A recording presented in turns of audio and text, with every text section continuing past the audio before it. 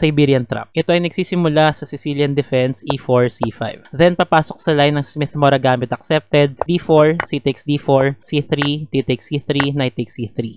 Then, normal opening moves. Knight C6, Knight F3, E6, Bishop C4, Knight F6, castling, Queen C7, then Queen E2. Tapos dito, si Black ay magna-Knight to G4, pressuring the pawn on H2. Ang top 2 most played sa Leech's database ay G3 at Knight B5. At ang top 3 naman ay H3, which is a blunder dahil sa Knight D4. So, libre naman yung Knight sa D4. Bakit bawal mag-Knight takes D4? Merong Queen H2. Checkmate. Bakit bawal naman iilag lang yung Queen? Let's say Queen D3. Meron namang Knight takes F3 with check, and either Queen takes or Pawn takes sa F3, meron pa rin Queen H2, checkmate.